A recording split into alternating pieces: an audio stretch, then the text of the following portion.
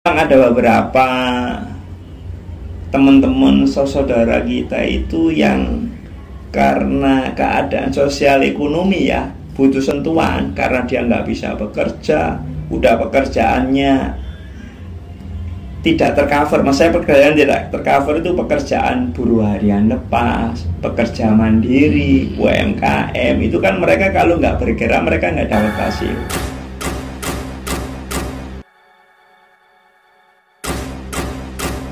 Salam Blegon, harmoni bagi semesta. Halo Cak. Halo Bi. Dang mboten kepanggih. Oh, nggih. Lama gak ketemu. Bener-bener lama kita nggak ketemu. Kangen. Kangen-kangenan berarti. Oh, kangen-kangenan. Kangen. Wis lami pengen ngundang jenengan. Neng problemnya chatting itu nggak tahu centang dua. Gitu. Centangnya sitok gitu.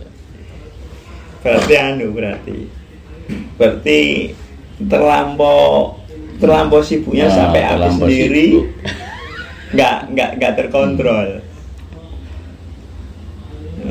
Tadi sering angen-angen itu. Wah, ini nek jagongan karo Mas Agus, anu Cak Agus iki keren iki gayeng gitu. Nek jagongan karo Kang Agus iki mesti gayeng. Ya alhamdulillah sekarang dipertemukan dalam kondisi yang keren gitu. Ya, dalam kerennya dari sisi apa ini, Be? Pas tepat sepi, nggak rame. Oh gitu. Ya, saya kan masa nggak rame kan karena ada sebabnya, dipaksa nggak rame. Oh, soal PSBB ini. PSBB. PSBB. Kita kan harus ngalami PSBB itu sampai 14 hari ditambah plus 14 hari. Berarti PSBB kedua kita ngalami. Aku harus ngalami PSBB itu 5 tahun, Cak. Duh, kok bisa? Nah, 5 tahun ini kan ngomong terus. 5 tahun yang nggak omah. Nek konco-konco iki pada mengeluh iki karena belum terbiasa seperti kondisi saya. Padahal kisarannya masih hari, belum 5 tahun. Iya. Ulanannya urung. Apa meneh nek tahunan. Berarti Babe kolwatnya itu sukses berarti. Wah, luar biasa sukses. Saya rokok dulu, Be. Oh, siap.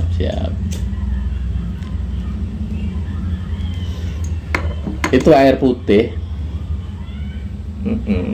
Sambinan kopi. Jadi itu akuarium gitu. Oh, gitu. Jadi gayanya kan enak kopi, enak banyak putih. Iya. Lebih komplit. Lebih komplit. Kan rame ya Cak Agus. Ya saja nih. Aku cuman pengen jagong aja sebenarnya untuk pengetahuan saya, keluarga, teman-teman. Ya moga-moga secara luas iso didengarkan. Cara pengen. PSBB pertama itu kan kita harus berusaha semaksimal mungkin untuk taat peraturan itu ya. Ya dipaksa untuk taat peraturan, bukan karena takut, enggak. Tapi benar-benar karena tak pikir koyo-koyoane corona ini memang nyata itu. Menurut saya corona nyata, meskipun mungkin sebagian orang juga mengatakan bahwa corona nggak real, nggak nyata. Iya, maksudnya ada konspirasi atau berita yang dibuat-buat begitu. Ya semacam isu, semacam terus dibesar-besarkan. Tapi saya tetap yakin bahwa corona itu ada, nyata. Jadi beberapa waktu kemarin tuh saya sempat jagongan gini sama ya Kang Empu Bingung, Pak Bo. Itu ya rata-rata yakin, percaya bahwa corona itu ada. Cuman problemnya meskipun corona itu nyata, ada yang lebih nyata, Pak Agus. Apa itu, Be? Yang lebih nyata itu perut keroncongan. Lebih bersuara Lebih bersuara. Jadi musuhnya sekarang kan dua. Pertama corona, kedua lapar. Itu yang ya aku nggak bela sapa-sapa ya Agus, nggak bela sapa-sapa karena sementara ini saya masih belum kelaparan. Ya, tapi kayaknya ada yang sudah mengeluh lapar. Sepertinya ada yang sudah mengeluh lapar. Dan mereka mengatakan bahwa ya corona nyata, tapi lapar itu lebih nyata. Makanya untuk video yang kemarin saya bilang gitu.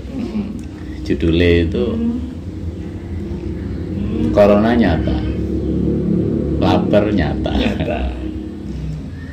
Bahkan lebih nyata corona, lapar itu. Laparnya lebih nyata. Kalau saya memangnya satu menurut saya ini banyak. Menurut saya perlu ada ketegasan pemerintah di dalam menjalankan prinsip-prinsip aturannya. Lebih ketat lagi.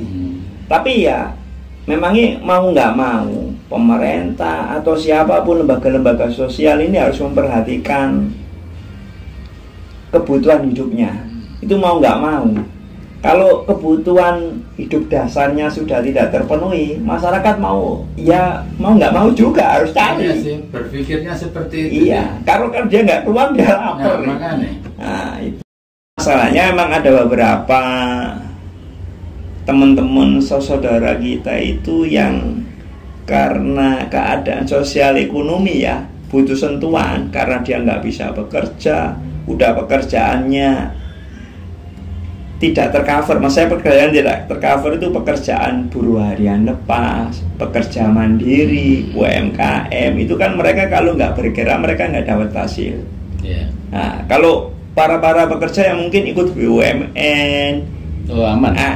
ASN itu saya rasa ya mungkin nggak ada masalah. Terus pemilik perusahaan besar gitu saya rasa nggak ada masalah. Mereka stay at home.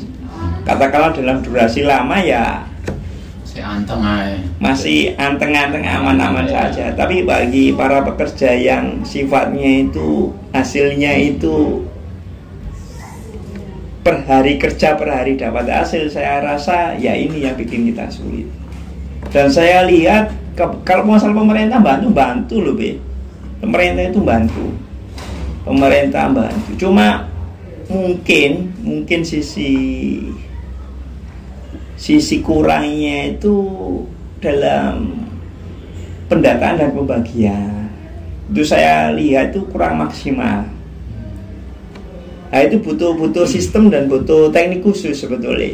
Nggak boleh teknik seperti ini. Iya, masalahnya kan ada juga kasus yang orang-orang yang sebenarnya seharusnya tidak menerima, ya orang-orang kaya itu malah menerima.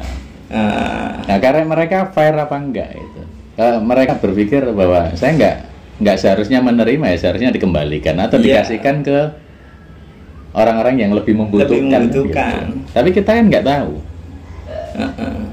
Maksudnya mereka benar-benar menyerahkan ke orang yang ya nggak tahu lah seperti itu. Tapi kasus itu kan wis mulai dari zaman dulu sampai sekarang seperti itu, Pak. Iya. Lah saiki mosok nenggone kondisi yang pandemi ini, kata orang Jawa itu pagebluk, yang rata semuanya merasakan. Ya, PSBB itu kan hampir semua rata ya. Mereka harus di rumah. Banyak yang keluar dari pekerjaan. Meskipun nenek aturan beberapa waktu yang lalu itu aturan orang-orang yang berumur 45 ke bawah itu diperbolehkan bekerja. Itu kesempatan baik. Jadi orang-orang yang benar-benar kuat, yang memang iso menguntungkan untuk perekonomian, mereka tetap bisa kerja. Orang-orang yang di atas 50 ya terjaga artinya supaya ya kayak awake dhewe iki dianggap udah kondisi mulai lemah kan gitu. Tapi awake dhewe merasa kalau aturan-aturan pemerintah itu koyo lambat. Menurut sampean ya? Kalau menurut saya begini, yang soal Yang pertama tadi itu yang pembagian ya, pembagian Pembagian. distribusi bantuan lah. Program ini sebetulnya baik. Saya rasa program ini baik, dan kebetulan kalau saya nilai mungkin ya Surabaya yang terbaik. Surabaya itu sistem distribusinya saya lihat jalan semua. Sistemnya yang jalan, cuma kurang tepat juga. Mungkin ini perlu pendataan ulang. Nanti setelah masa Covid ini selesai, aparatur pemerintah, mungkin dinas sosial ya yang lebih berkompeten itu perlu mendata ulang. Kalau bisa melibatkan BPS, Biro Pusat Statistik. Karena saya cermati, udah lama BPS itu nggak turun. Kalau bantuan itu disalurkan lewat di kota Madya, terus ke kecamatan, ke kelurahan dan RT RW, itu memang bagus, sistemnya harus begitu. Tapi pertanyaannya, cara menghitung ke bawahnya itu, terutama dari ujung tombaknya RT RW itu terhadap warganya itu bisa fair nggak? Karena yang saya temui itu seringkali masih melibatkan antara suka dan tidak suka. Nah itu ya. Like atau dislike itu yang saya sulit. Kadang-kadang saya sendiri di kampung-kampung kebetulan yang saya kenal. Kalau saya lihat di situasinya, memangnya ada warga yang secara strata sosial itu sangat membutuhkan bantuan, justru tidak tercover, tidak terdata. Terus mereka yang secara strata sosial itu harusnya mereka tidak mendapatkan bantuan, tapi mereka malah mendapatkan. Atau susahnya kalau kita mau melapor tuh juga, kata orang Jawa, ewo pekewo. Kita juga segan, enggan. Gimana? Karena apa? Karena mereka yang mendapatkan bantuan itu relatif kita kenal, entah itu tetangga kita sendiri atau kawan-kawan kita. Kan kita nggak enak juga laporan itu kawan nih. Tapi seharusnya dari mereka sendiri itu harus ada kesadaran. Kena wong sepuh-sepuh. Itu nerimo mawon Mas. Sing sabar ae. Itu yang ini harusnya kejadian-kejadian seperti kayak begini. Harusnya sih ada empati ya. Mereka yang merasa strata sosialnya lumayan, masih ada pekerjaan dan penghasilan yang cukup. Walaupun mungkin untuk kebutuhan fisik minimum, kebutuhan layak minimum, harusnya lebih baiknya dialihkan kepada mereka-mereka yang kurang mampu. Harusnya begitu. Harusnya ada jiwa memantaskan diri gitu loh. Saya ini seharusnya tidak pantas mendapatkan ini karena saya dalam kondisi masih bisa cari. Ya itu jarang ya. Harusnya memang ada yang seperti itu, tapi ya sangat minim. Jadi kalau saya nilai itu ya, angka yang tepat sasaran ini masih kisaran antara 6 lah semuanya. Bikin rapot itu gitu. Nah ini tugas besar pemerintah, dinas sosial sama BPS. Kalau bisa melakukan recovery, hitungannya memperbaiki data ulang lah.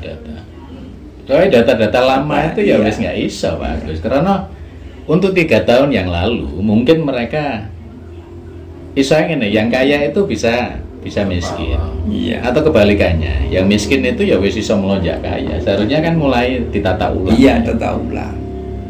Kalau saya cermati ya sebetulnya ada BPS lewat online.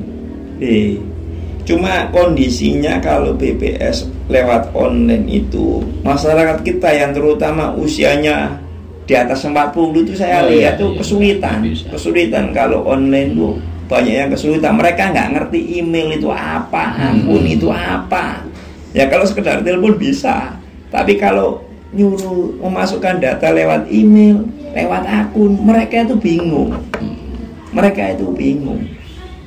Nah ini terus kekurangannya juga kalau lewat gitu. para pembikin akun juga bisa mengasih data yang kurang benar juga. Ya, bisa. Andai kata yang tidak bisa membuat akun itu nggak terdata, hitungannya pokoknya ya kurang gimana ya, kurang valid gitu loh, kurang valid. Beda kalau gini, BPS itu turun survei langsung seperti zaman saya yang kita alami dulu, zamannya Pak Harto kan udah ada sistem seperti BPS turun, masih belum IT belum berkembang gini. Tapi itu saya rasa lebih efektif. Dia ditanya, dia tahu kondisi realnya. Nah, terus problemnya cara penghitungan. Kan kalau survei langsung itu udah ada penghitungan yang lebih konkret gitu. Katakanlah gini, mungkin penghasilan si A satu keluarga itu agak lumayan. Katakanlah memenuhi unsur kebutuhan hidup layak di Surabaya. Tapi kan kebutuhan hidup layak di Surabaya kan perhitungannya setiap pekerja itu dengan status dia berkeluarga, dia suami istri, pasang suami istri, punya anak 2, hitungannya di situ. Nah, kalau dia sudah punya anak 4, 5, kan katakanlah pendapatan tingkat UMP gitu menjadi kabur, menjadi seharusnya cukup untuk kebutuhan hidup layak karena anaknya banyak, putranya banyak, mau nggak mau kan ya kurang. Nah itu kategorinya gimana? Ya itu mesti ada rumus-rumus. Nah, mesti kan ada rumus-rumus, ada poinnya. Kalau dalam kondisi begini, poinnya begini. Kebetulan saya lihat kan kalau di perguruan tinggi itu udah banyak prodi-prodi yang baru kayak sains matematika, sains apa. Itu kalau dihubungkan dengan ilmu statistik saya rasa nyambung. Dan kebetulan kalau andai kata ya BPS itu kekurangan tenaga, kan bisa ngerekrut relawan dari universitas itu. Ya, dari teman-teman dari teman-teman mahasiswa itu kan bisa jadikan relawan. Nanti akomodasi sama transportasinya ditanggung sama pemerintah. Biar penilaiannya itu lebih independen dan real kondisinya. Sekalian buat magang mereka. Bisa dihitung KKN, biasa dihitung sekalian dianggap tugas akhir apa gitulah. Nah itu lebih mengena daripada sekedar data RT RW. Salam Blengon, harmoni bagi semesta.